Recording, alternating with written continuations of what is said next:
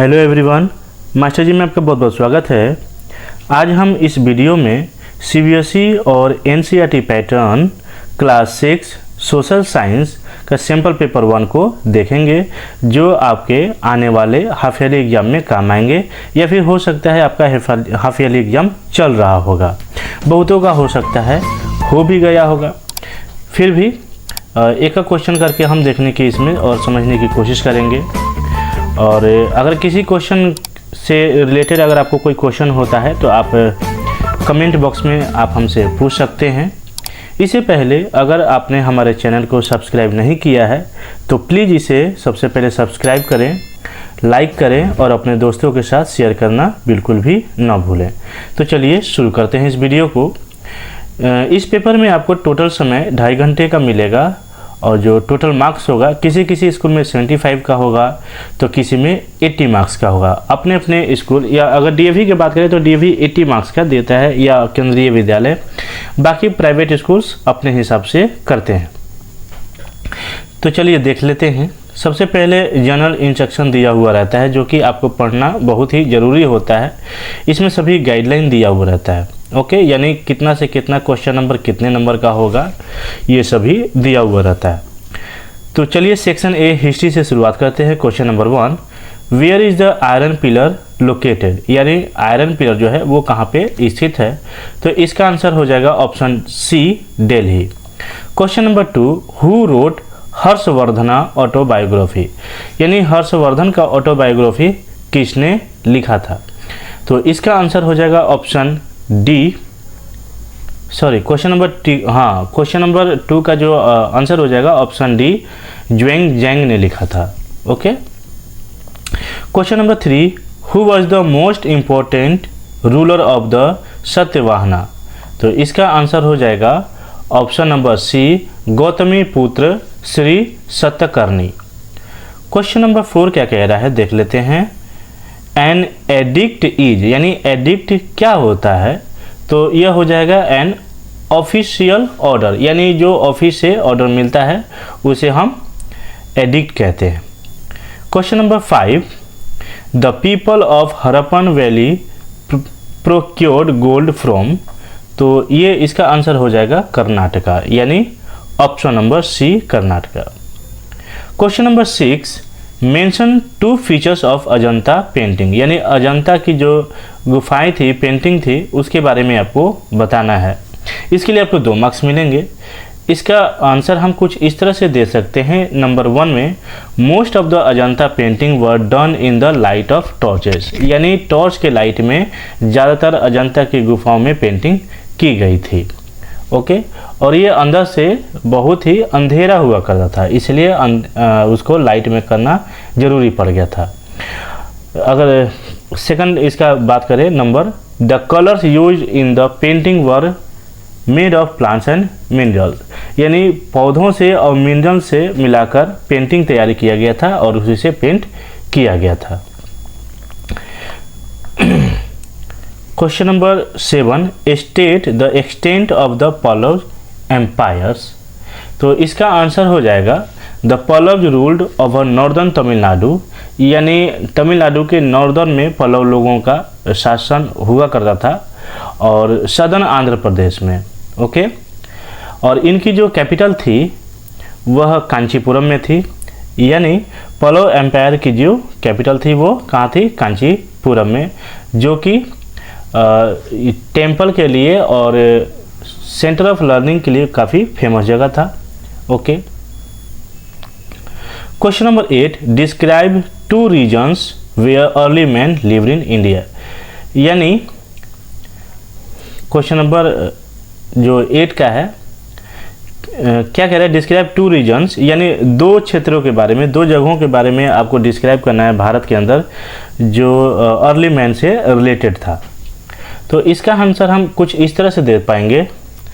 तो सबसे पहले river Indus and it's tributaries की बात करेंगे, उसके बाद गंगा की बात करेंगे और उसकी ट्रिब्यूटरीज के बारे में बात करेंगे।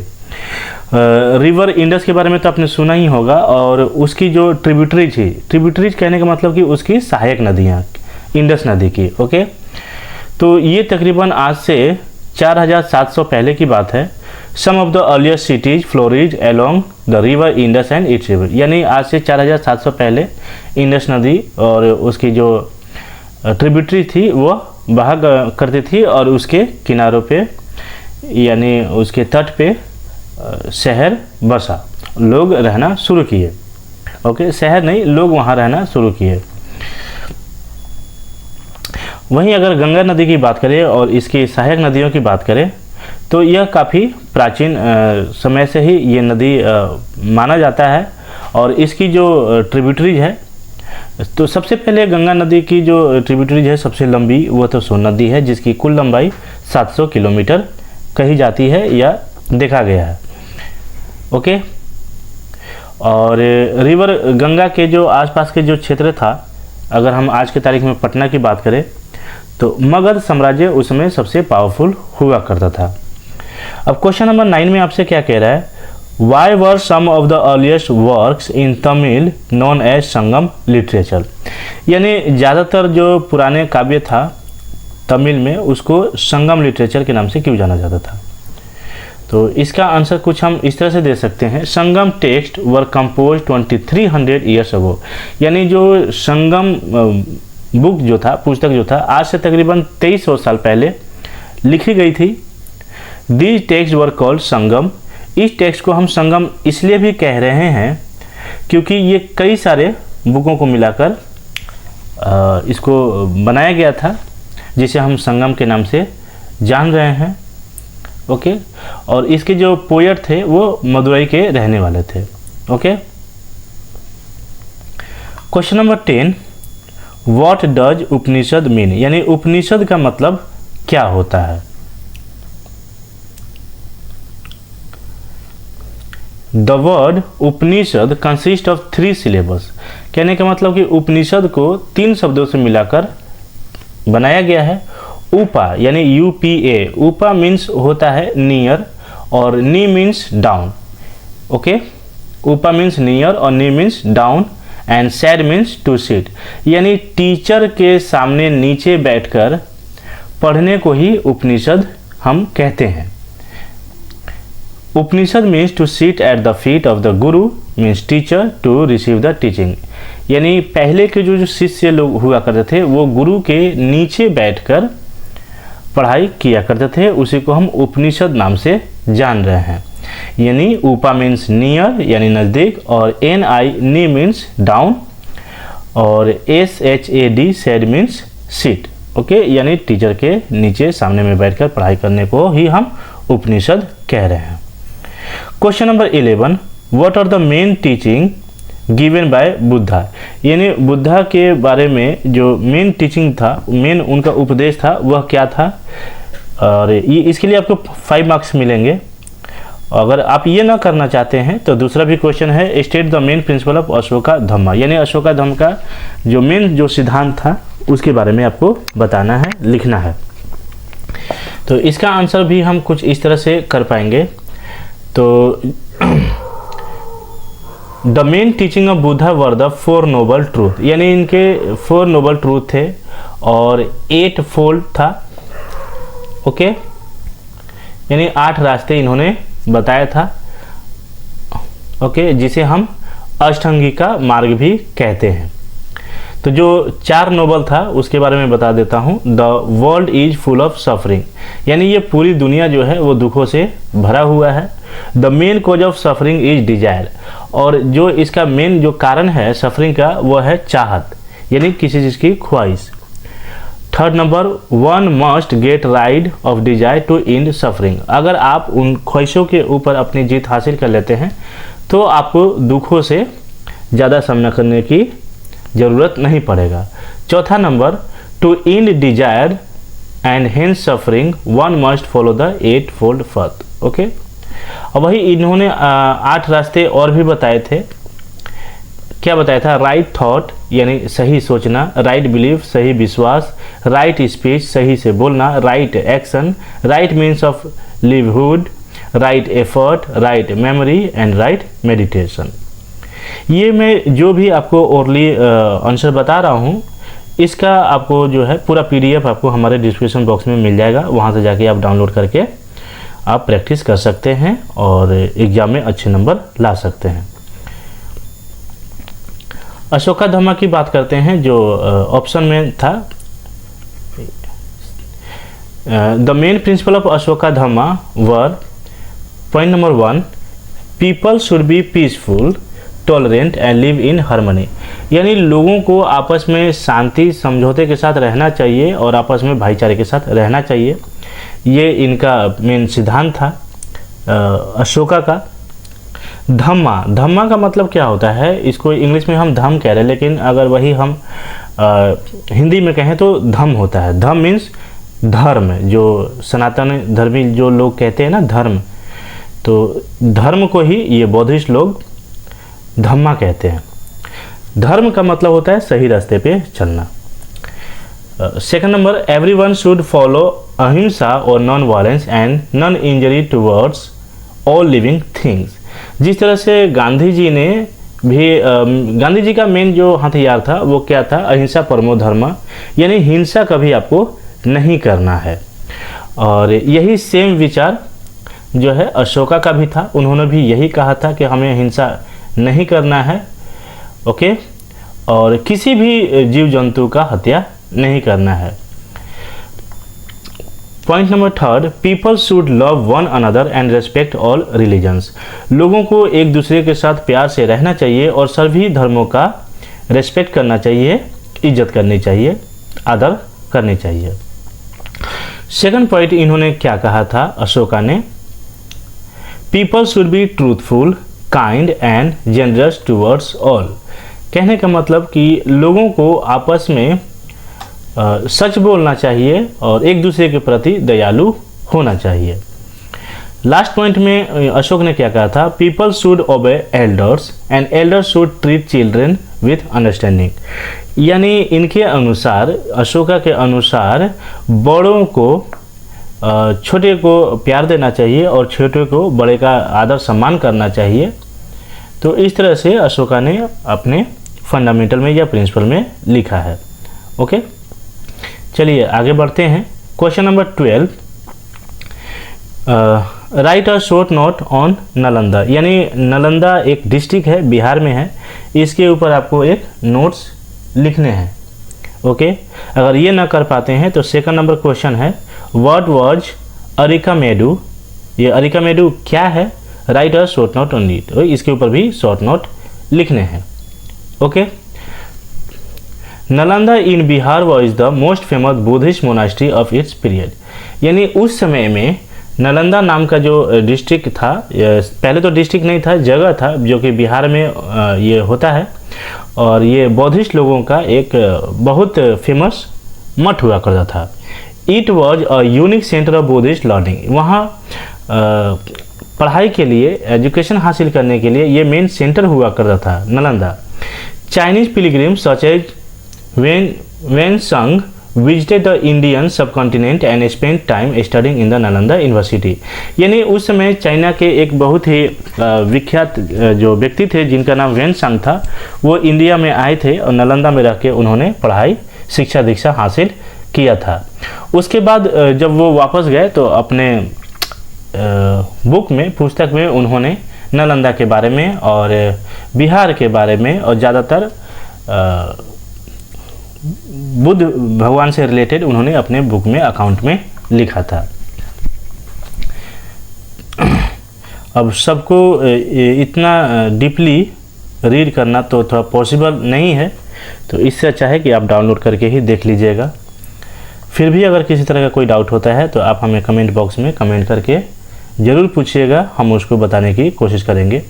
चलिए आगे बढ़ते हैं सेक्शन बी, सिविक्स की ओर।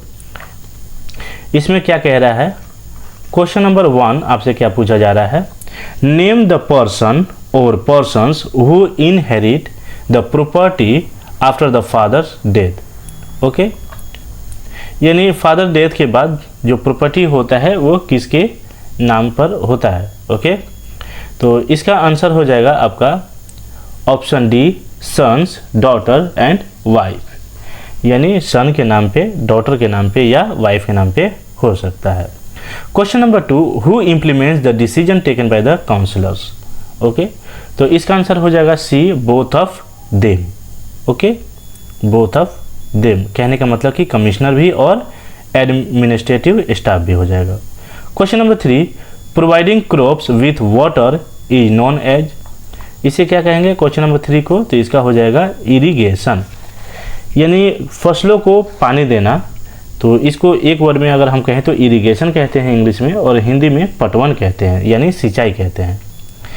Question number 4, how many streets vendor work in Indian urban areas, तो इसका आंसर हो जाएगा क्वेश्चन नंबर 4 का option C, 1 crore. Question number 5, in a municipal corporation the elected members are called, यानी म्युनिसिपल कॉरपोरेशन में जो सदस्य चुने जाते हैं उनको हम क्या कहते हैं?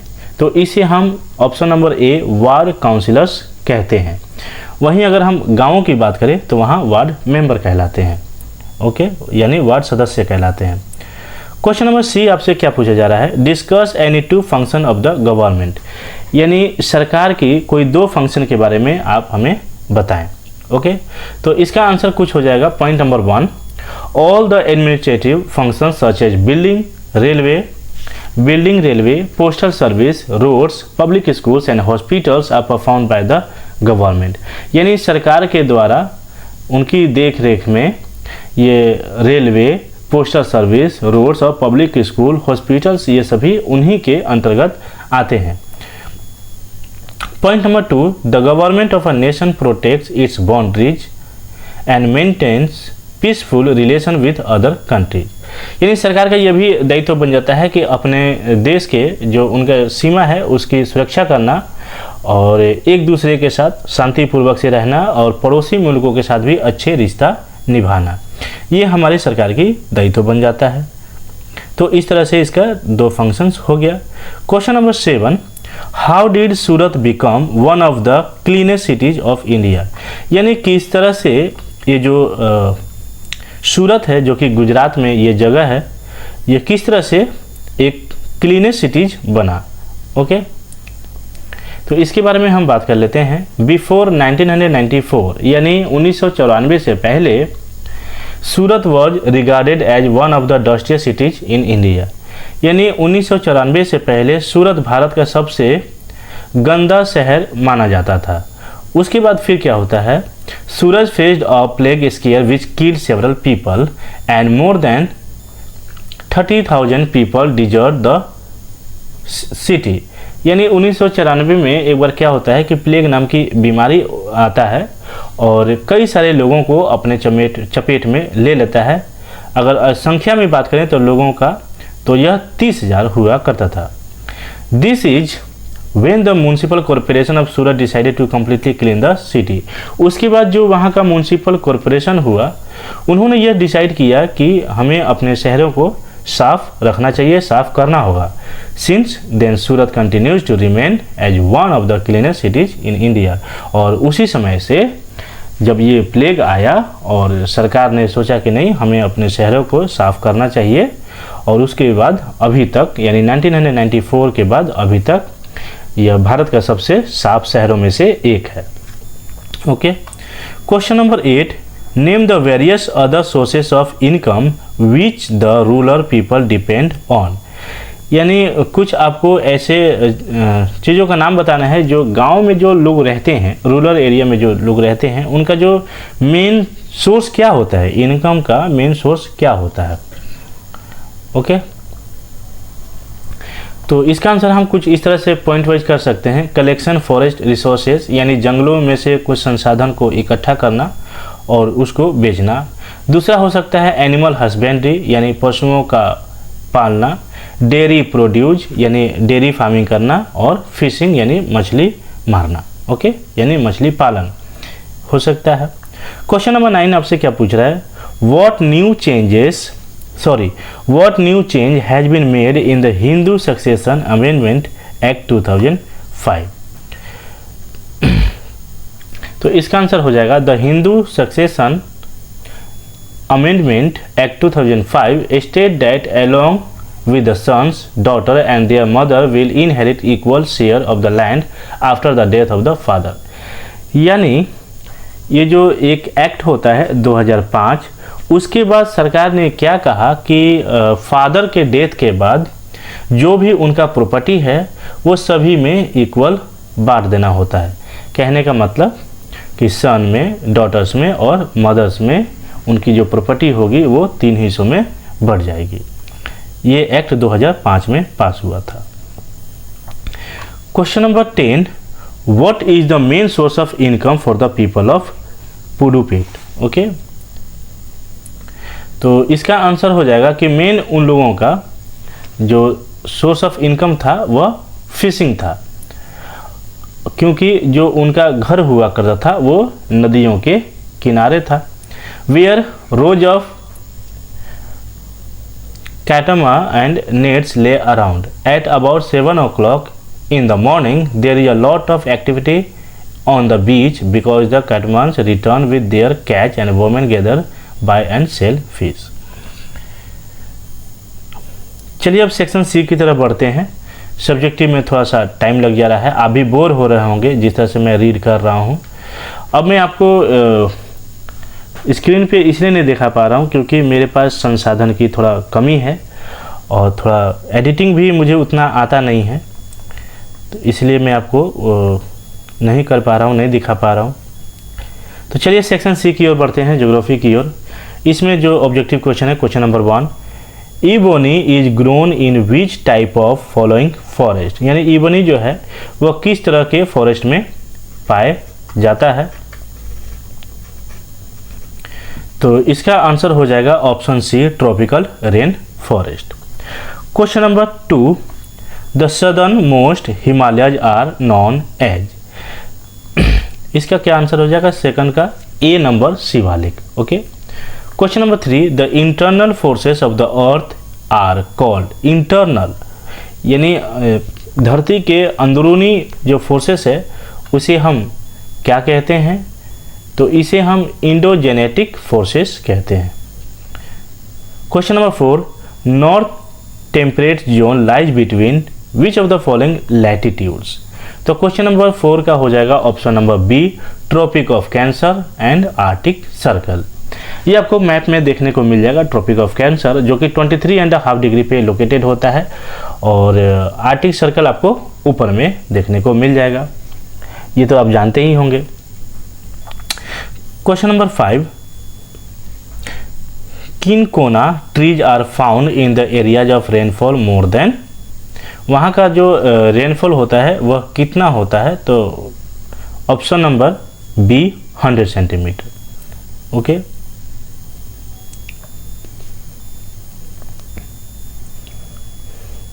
Question number 7, identify the main gases and their percentage in the atmosphere? यानी हमारे एटमॉस्फेयर में जो गैस है उसके बारे में आपको बताना है और किसका कितना कितना परसेंटेज है उसे आपको बताना है। Okay. The atmosphere is composed of 78% nitrogen, 21% oxygen and other gases such as carbon dioxide, argon, hydrogen, ozone etc which comprise 1%। यानी 78% अब हमारे एटमॉस्फेयर में नाइट्रोजन है, 21% ऑक्सीजन है और बाकी 1% में बाकी सभी अन्य गैसेस हैं जैसे कि कार्बन डाइऑक्साइड, आर्गन, हाइड्रोजन और ओजोन। ओके। क्वेश्चन नंबर 8 आपसे क्या कह रहा है? Give any 2 differences between map and globe. यानी दोनों में अंतर आपको बताना है, मैप और ग्लोब, और दोनों के 2-2 पॉइंट्स लिखने हैं। तो इसका हो जाएगा, मैप के बारे में अगर हम बात करें, it is a 2 dimensional representation of the अर्थ। यानी मैप जो है वो 2D होता है, यानी 2 डायमेंशनल होता है। वहीं अगर ग्लोब की बात करें तो यह 3 डायमेंशनल होता है, यानी यह 3D होता है। सेकंड नंबर पॉइंट बात करते हैं मैप का। In a map we can study about village, district and cities. यानी मैप में हम गाँव के बारे में, जिलों के बारे में और शहरों के बारे में पढ़ते हैं। वहीं अगर ग्लोब की बात करें तो इसमें हम कुछ कंटिनेंट के बारे में भी जानते हैं और ओशियंस के बारे में भी देखने को मिलता है। Question number 9, what type of vegetation is found in desert? यानी रेगिस्तान में किस तरह की वनस्पतियाँ देखने को मिलता है या किस तरह का होता है, इसका आपको एग्जांपल्स भी देना है। तो डिजर्ट में थॉर्नी वेजिटेशन देखने को मिलता है। थॉर्नी मतलब कंटीला। The leaves are reduced to spines in order to prevent the loss of water. उनका पत्तियां जो है वो काफ़ी छोटा होता है और काफ़ी पूरा गद्देदार टाइप का उनका देखिएगा। जो भी डिजर्ट का होगा प्लांट उसका देखिएगा काफ़ी, जैसे अगर हम कैक्टस की बात करें तो, और वो पानी कम एवोपरेट करते हैं जिसकी वजह से क्या होता है उनको पानी का लॉस नहीं होता है, वो काफ़ी दिनों तक सर्वाइव बिना पानी के भी कर पाते हैं।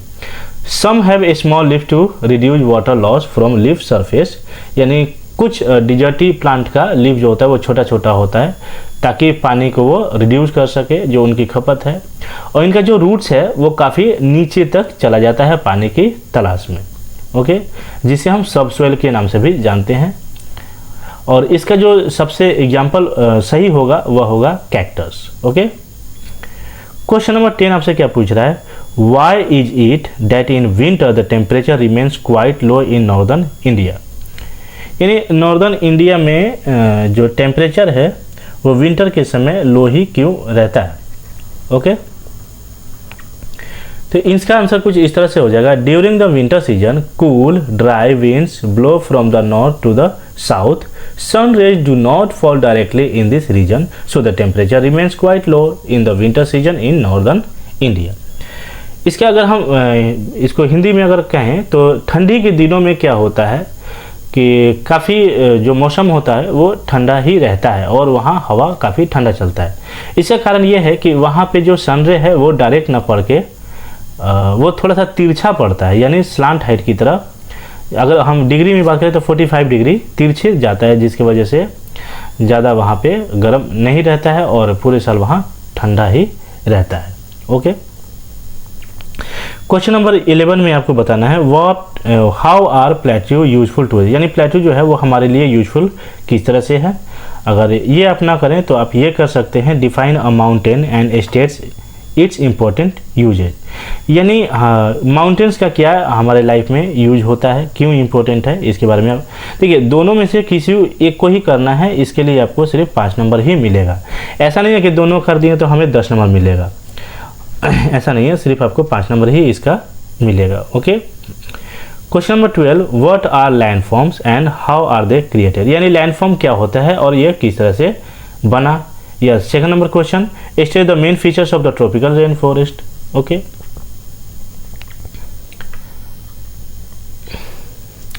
तो क्वेश्चन नंबर 12 का ऊपर वाला पार्ट देख लेते हैं, what are the landforms and how they are created, यानी लैंडफॉर्म क्या होता है और यह कैसे बना। The surface of the earth is not uniform everywhere, कहने का मतलब कि धरती के ऊपर जो जमीन है, पृथ्वी के ऊपर जो धरती है वो सब जगह एक समान नहीं है, कहीं गड्ढा है तो कहीं ऊंचा है तो कहीं समतल है। At some places it is rugged while at other places it is a level and a flat, जो मैंने अभी हिंदी में कहा। These variation on the land surface are called landform, यानी इसी वेरिएशन को, इसी सब अंतर को हम लैंडफॉर्म्स कह रहे हैं, ओके।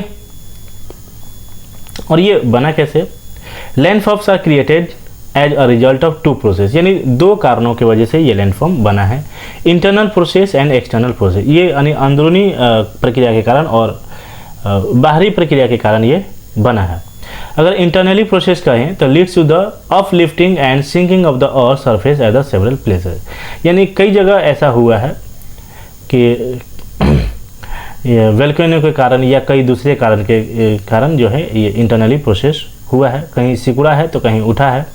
एक्सटर्नल प्रोसेस अगर बात करें तो continuous wearing down and rebuilding of the land surface, okay. Volcano के कारण क्या होता है, माउंटेन वगैरह क्रिएट होता है कि नहीं होता है, होता है ना, ओके।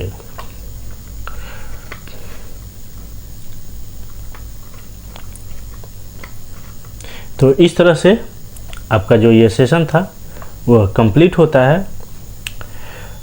अगर आपको यह वीडियो अच्छा लगे तो अपने दोस्तों के साथ शेयर करना बिल्कुल भी नहीं भूलिए और इसको लाइक कीजिए, सब्सक्राइब कीजिए। देखिए आप लोग वीडियो देख तो लेते हैं लेकिन सब्सक्राइब नहीं करते हैं, तो प्लीज़ मैं आपसे रिक्वेस्ट करता हूं, गुजारिश करता हूं कि इसे आप हमारे चैनल को सब्सक्राइब ज़रूर कर लें। अब मिलते हैं किसी दूसरे वीडियो में, तब तक के लिए नमस्कार।